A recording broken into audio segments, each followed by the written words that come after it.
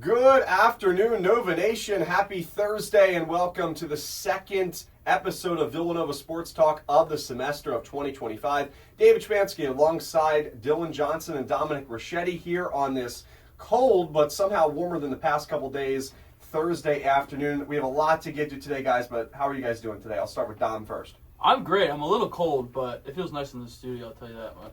Dylan complained when he walked in here that it was too hot, but it feels good. I think it does. We got high maintenance over here, you know. That's why we're going to start. We are 15 seconds in. Dylan, how are you today? I'm hot.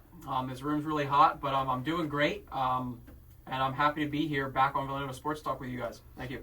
Well, glad that you guys can join us. We have a lot to get to today. As always, we're going to start with our poll questions on our Twitter. You can vote on my Twitter at WXVU David S. The first poll question, we have 5 of them today. For the first time ever, they are all in a thread, which makes it easier for people to be able to vote, so I tried to do that. First poll question, does Villanova men's basketball defeat Georgetown if Wooga Poplar does not get ejected in the first half? Yes or no? I think it's a pretty simple answer. We'll discuss more in the show. Poll question number 2, what has concerned you the most about Villanova men's basketball in the second half of games?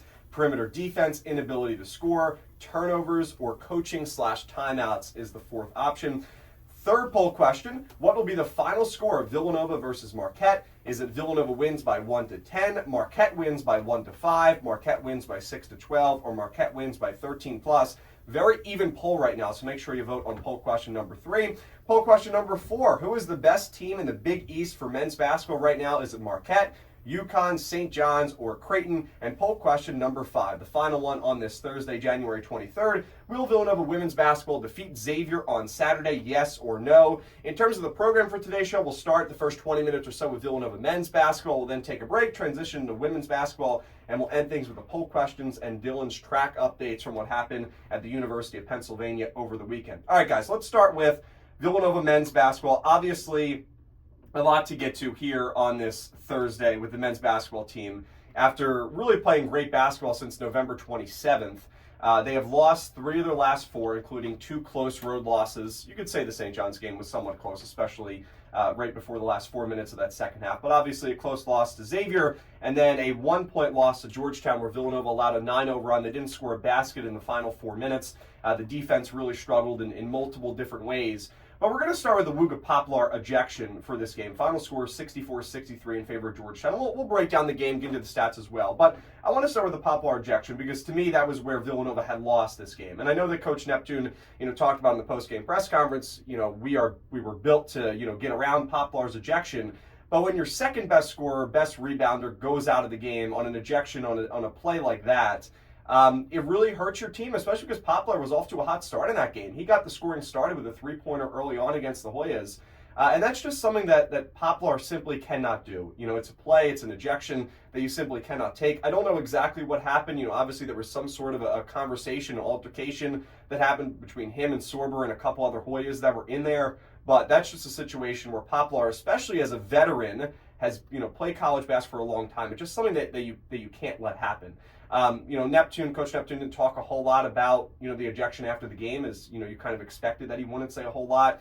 He was asked, what did you, see? He basically said, I didn't see what happened. And then he was asked about the referee's explanation. They said that Wooga had thrown a punch.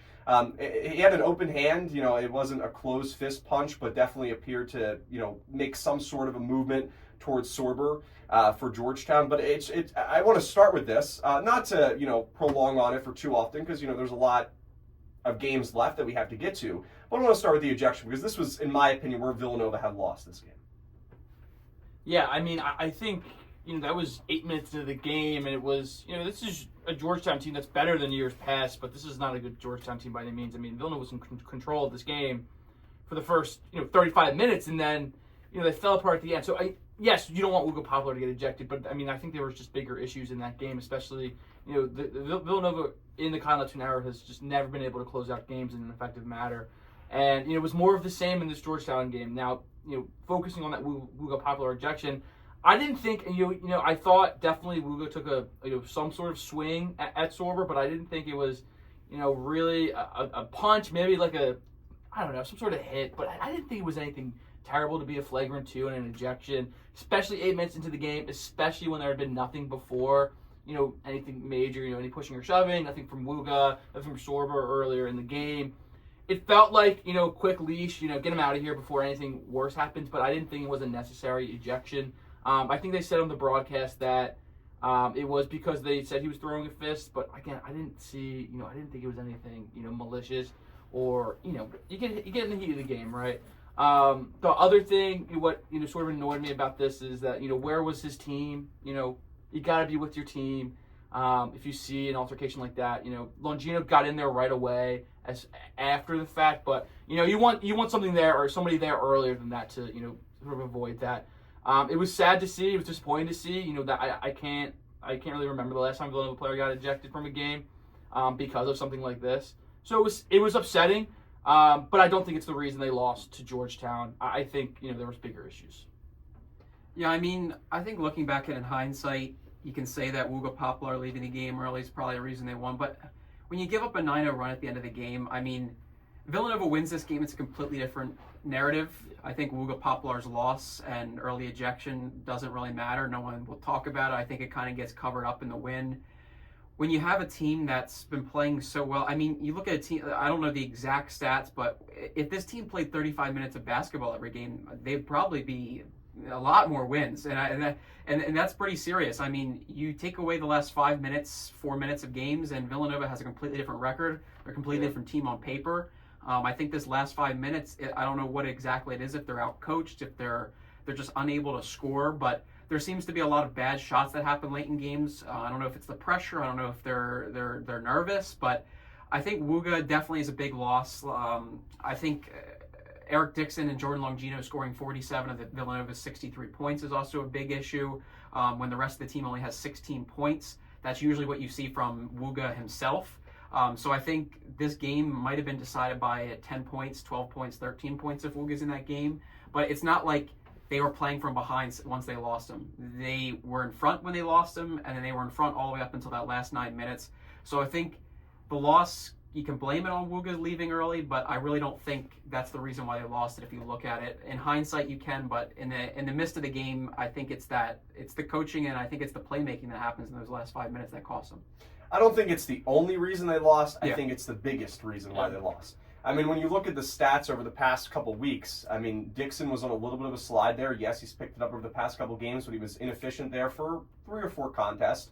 And Wuga Poplar was, you could argue, was Villanova's best overall player there for a couple weeks in that early to mid-January portion. And when you lose him, as Dylan said, only 16 points for the rest of the team besides Jordan Longino and Eric Dixon. As you said, that is what Wuga Poplar scores normally in a game, right? Especially over the past couple weeks, and he's the team's best rebounder when you look at, a lot of the stats, the cumulative stats over the past, couple months. So for me, that was a big loss for the Wildcats. And that was the biggest reason why they lost this game. I thought it kind of set the tone early for Georgetown to pick up some momentum after they struggled early. There were a decent amount of Georgetown fans in the building. I think after that, they got a little bit revitalized. And yes, Villanova had a lead. Heading into halftime, they had a lead. I believe it was 7 points heading into the break. And in the second half, I believe they had a 10-point lead. Might have even been 12 at one point in that game in the second half. So Villanova had a lead. As Dylan said, I don't think the Poplar, ejection was the only reason. I think it's the biggest reason. We'll talk about some of the other reasons as, we continue to move on throughout this show. But I guess, we'll discuss and kind of break things down. What happens, because as Dylan said too, and Dom mentioned it as well, Villanova, if they played basketball for 35 of the 40 minutes, that's all you had to play was 35 minutes, Villanova would have a lot more wins. So, I think Dylan and I teased it a little bit last week of kind of what happens at the end of games. It's in one of the poll questions, why Villanova struggled in the second half, perimeter defense, inability to score, turnovers, coaching, and timeouts. To put this simple, I think all 4 obviously have a role and a factor of why Villanova struggled down the stretch. And I think for each game, it's honestly been a little bit different. I think the St. John's loss, at least in my opinion, I think a big reason for that loss was they really couldn't guard anybody in the final couple minutes of that game. They did have an inability to score, but St. John's defense really causes any team to have an inability to score. I don't think that was a specific, issue just for Villanova, but their defense struggled. And then in the game against Xavier, I thought a lot of that down the stretch, I think it was a mixture of their defense, but more so I thought it was the inability to score in the final couple minutes of that game. Against Xavier, not to bring up, it was, a week ago, a little bit more than that. Villanova had a 5-point lead with 2.5 minutes left. You get 1 or 2 more baskets, game's over. and you were at least going to get, I think they had 4 or 5 possessions in that final 3 minutes or so to try to get a basket. They couldn't. And then, I think the last basket of the game for Villanova, not 100% sure, but was that Bowachi slam with about 3 minutes left to go. And then in the game against Georgetown, I thought the biggest issue, honestly, was the turnovers. I mean, this was a team, the Georgetown Hoyas, that came into the game averaging 14, 15 turnovers forced, but they came into the game with a couple injuries, and I thought when you were as carelessly as I thought they were with the basketball, you allowed a team that was coming back off of some injuries to be revitalized. I'll use that word once again, because I really thought Georgetown, and this is a team that was desperately looking for a win. You had them on the ropes in the second half, and you couldn't finish the job. So I think it's been a little bit of a mixture of everything, and I'll end quickly with my remarks before I hand it over to you guys.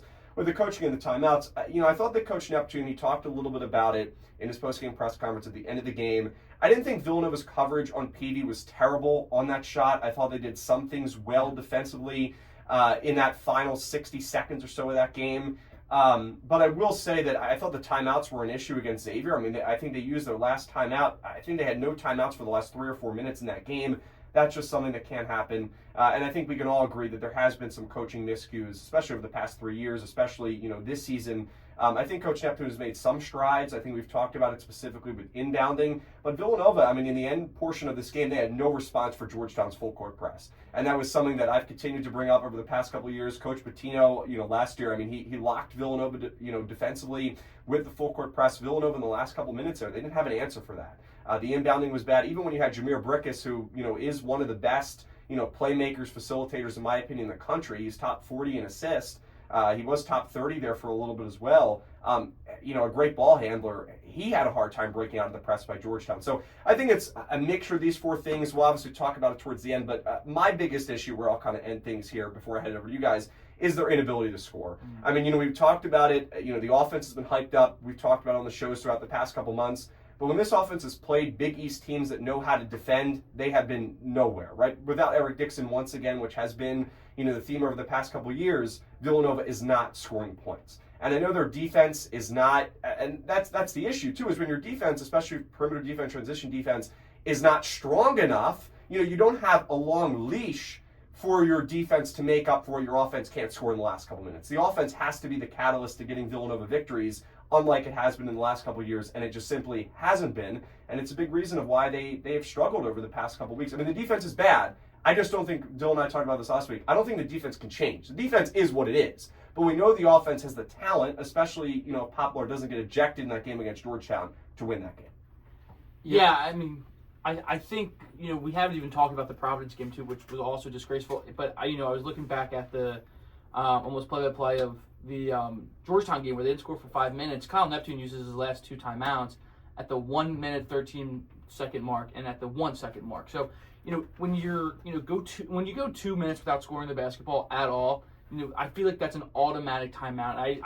Again, I'm not a basketball coach, but I don't understand, how, you watch your team, unable to break the press, unable to score the basketball for, 2.5 minutes and not call a timeout. That's sort of where, I think the frustration arises, from my perspective, is that, you call one timeout, you draw one play that, is your best play, you get one basket, you might get things rolling again, but, it's been a constant theme over the past couple of years is that, the timeouts, especially in the late game, in the last 5 minutes where, Villanova really, really struggles. They struggled against Providence. They struggled against Xavier. They struggled against Georgetown in the last 5 minutes of basketball games. And, they struggle in the second half, in the entirety of the second half. They've been outscored in the second half in a lot of their games this season. And, again, that all kind of comes back to, adjustments made, in-game, in the locker room, between halves. I want to know what the conversation is like, in the locker room between halves. It feels like if Villanova has a lead at halftime, then, their plan for the second half is to not change anything, which, that's not coaching. You have to adjust to adjustments, right? That's what basketball coaching is, and he just doesn't seem to do that, in a good enough manner to, win games when it comes down to the stretch. I thought the offense has looked better this year than it has the first 2 years under Kyle Neptune, but that really isn't saying much based on how the first 2 years went. But a lot of that, I'm sorry to interrupt, is because you have a true point guard. You have and you're the leading scorer in college basketball, right? And you also have Luka Poplar, who I think has been a fifth-year guy. I know he struggled in the beginning of the season, but one of the best scorers over the past, best overall players in the past month of college basketball, especially in the Big East. Absolutely. So that's, I think, been probably the biggest catalyst, rather than the coaching staff Yes. making adjustments to help Yeah. the offense truly get better. I think it's been the personnel. Absolutely. And I think, that's really at the end of the season, we'll look, I'm sure we'll talk about it when we get, after the season, arguments for and against Kyle Neptune staying, right? You can't really argue for, I don't think there's been much growth, really at the end of the day. There really hasn't been much growth in, his coaching. The defense sort of feels like it's plateaued. It hasn't, I don't think there's anything better coming. And that's kind of what, Villanova defense is, we're not the biggest, we're not the most athletic, we're not the, tallest team ever. But, we die for loose balls, we, box out, we do these things. And, Kyle Neptune has done a, okay job of translating that, into his era from, Jay Wright's era. But just the offense, you either can coach offense or you can't. And I don't think this guy has it. Yeah, I mean, my whole mic just fell. I think Dave talked about it. You kind of talked about letting people score and shooting the three-point ball. I mean, the defense is kind of like, even Kyle Neptune's talked about it. You don't make much changes late into a season. You kind of have to stick with what you have, and you have to get better at what you're already trying to do. But I think Ryan Conwell at the end of that game shot really well. I believe he scored 14, right? Was it 14 of the last 15 points on that game? And then against Georgetown, they also let PV shoot the ball really well. He shot a career-high 6 3-pointers on 9 attempts. I think they just have to do a better job at just, I guess, giving up a bad shot to another player, and really a player that's hot, they have to stop. And I don't know if that's a player thing. I don't know if that's a coaching thing, but a lot of the times you see, I mean, obviously players that are on a hot streak and they're shooting well are going to shoot the ball, but it seems like against Villanova in these late minutes of games that these players that are on hot streaks have no issue at scoring. They can shoot the ball well. They can find a way to score. They're getting open shots sometimes too, wide open shots.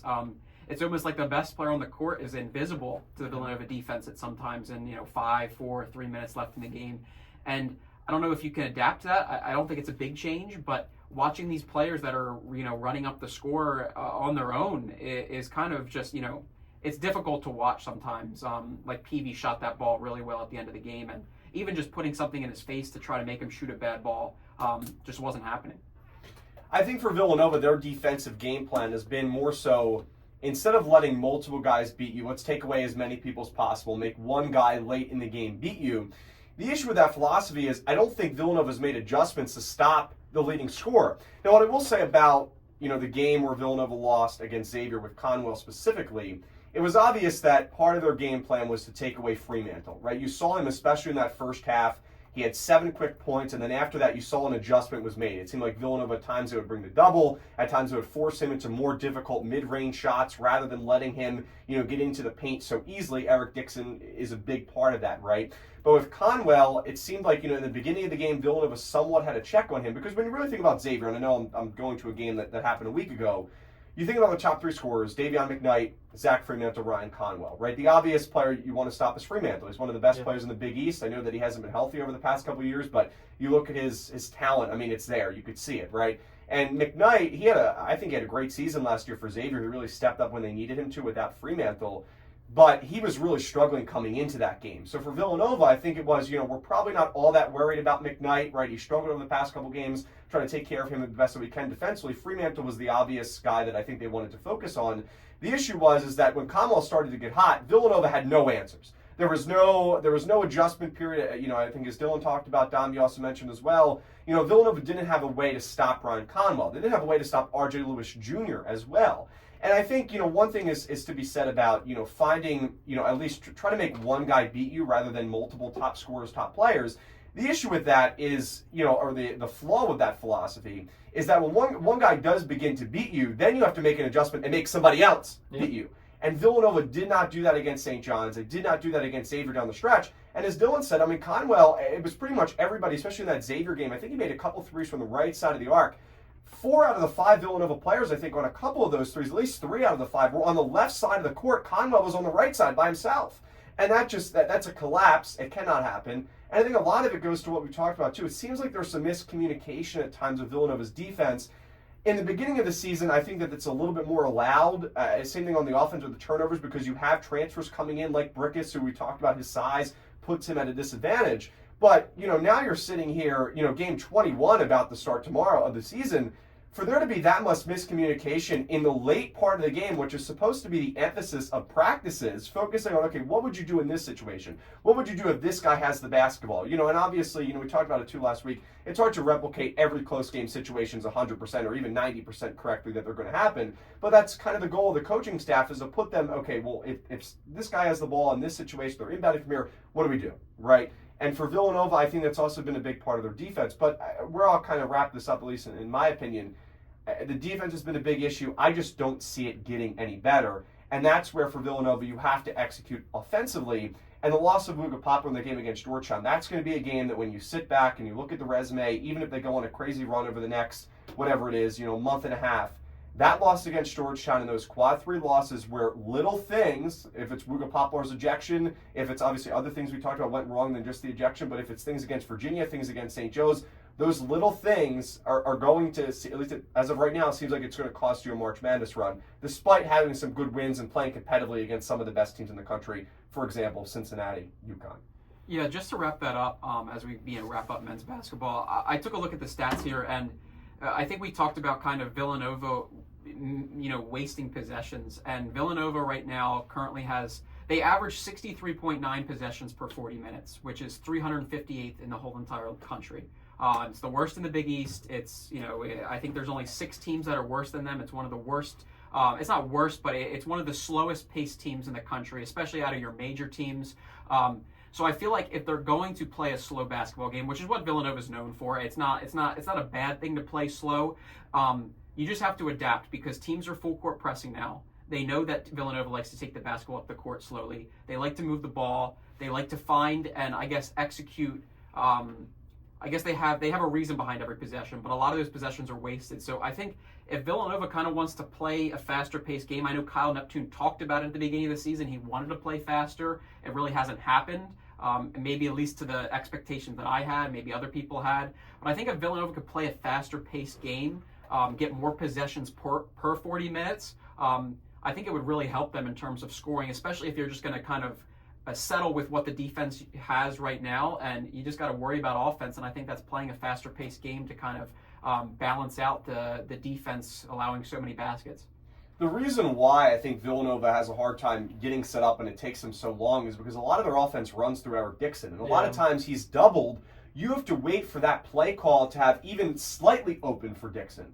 And by the time you get to that, especially if during the full court press it takes you 10, 12, 13 seconds off the clock, your offense is rushed. Dixon doesn't have the time to get as open as you would like him to on the play call, and then you turn into issues with turnovers, right? You're turning into other issues where, you're slow to get back defensively because you're trying to get down the court. And, just quickly talking about turnovers, Villanova had 16 turnovers. The second time this season, they had 16 turnovers. The other time was against St. Joe's in the beginning of the season. Their most turnovers in the game was 17 against Lafayette in the season opener on November the 4th. So it's been a long time since they had 16 turnovers. And Georgetown, their defense, did a great job of causing havoc on Villanova's offense. And as Dylan said, taking advantage of Villanova wanting to, take the ball up the court slowly and get things set up primarily with Dixon. Transitioning over to Marquette and that side of things, we'll begin to wrap up men's basketball here. Marquette ranked 10th in the country. They were higher, a couple weeks ago. 16-3 overall, 7-1 in conference play. In my opinion, it is one of our poll questions. They are still the best team in the conference.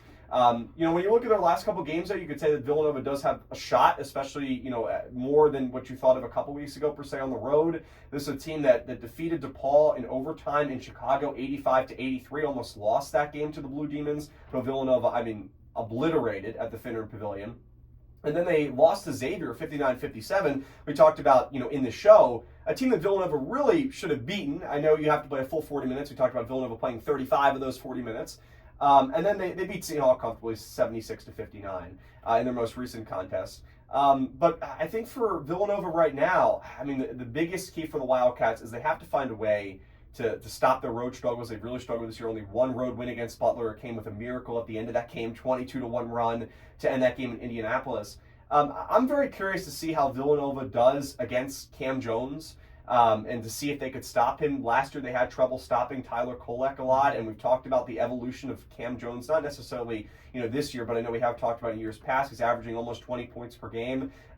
He's a great scorer, right? He's one of the best players in the Big East. There's no doubt about it. And for a team that is really allowed, as we've talked about this whole show once again, individual players to have fantastic performances, you have to think that Cam Jones is the guy that can really go off. He's a great player. He is streaky. He'll hit, he's hitting 50% of his field goals. So, I mean, for Villanova, I know it's obvious, but kind of the key is and I think you'll be able to tell early in this game if Villanova has a chance. Right, if Marquette comes out of the gates, they come running. Obviously, I think they're a little, disappointed at the way they played against Xavier, almost lost to DePaul. I know they had a nice rebound win against Seton Hall, but if they come out of these gates running, Villanova's in big trouble. And you're kind of at the point of the season where the Wildcats need to pull off a big upset win. The win against UConn was an upset win, but that game was at home. This would be their biggest win of the season.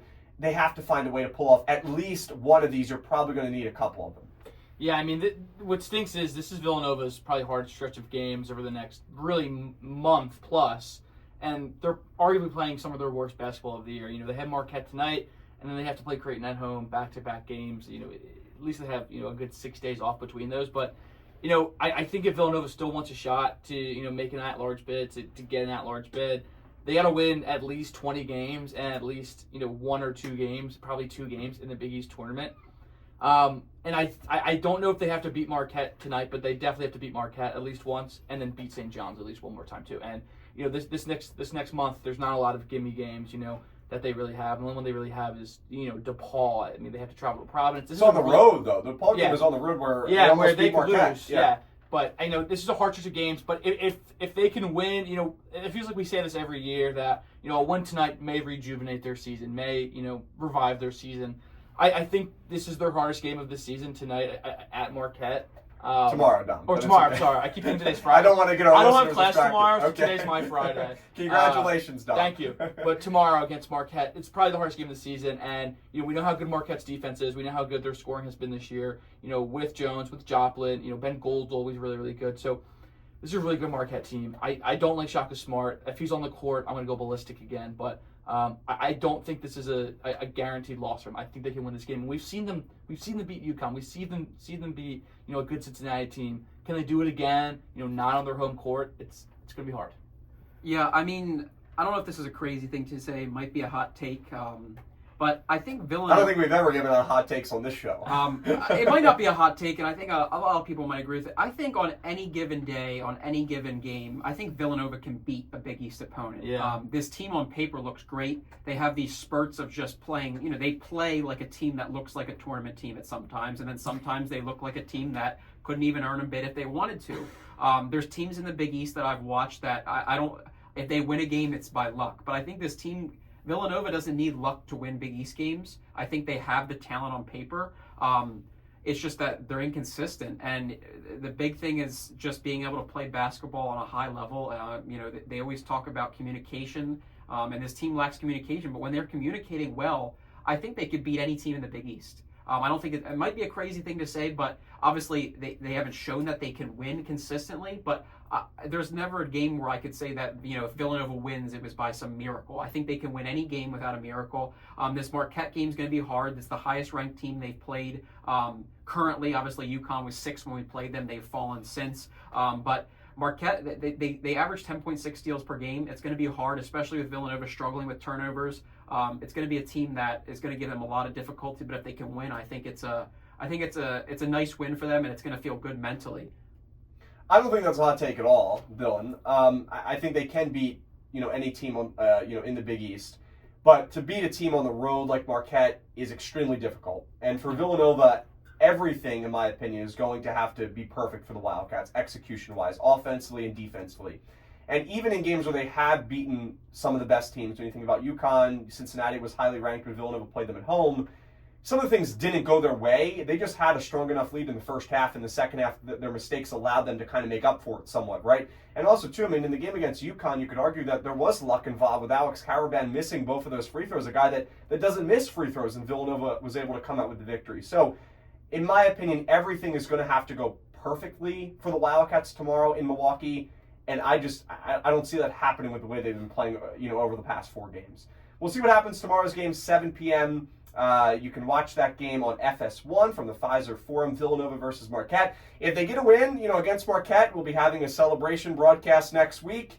We'll be, singing the tunes of going back to March Madness again. But this would be a big win for the Wildcats. As we've talked about, they really need one or two of these games where they're, heavy underdogs to find a way to win to get back into the conversation. I mean, they now have 8 losses, which, you look at a lot of the other teams that are towards the top, even when you look at Ken Pom, there's not really many teams that have more than 6 losses. Villanova has 2 more at 8 right now. According to Ken Pom, we'll do a little check-in to end the men's basketball segment. Villanova 52nd in the country, according to Ken Pom. Still the 12th best offense in terms of offensive efficiency, 180th. They continue to fall in defensive efficiency. In terms of Marquette, they are slightly lower in the Ken Pom rankings, 13th in the country, 16-3.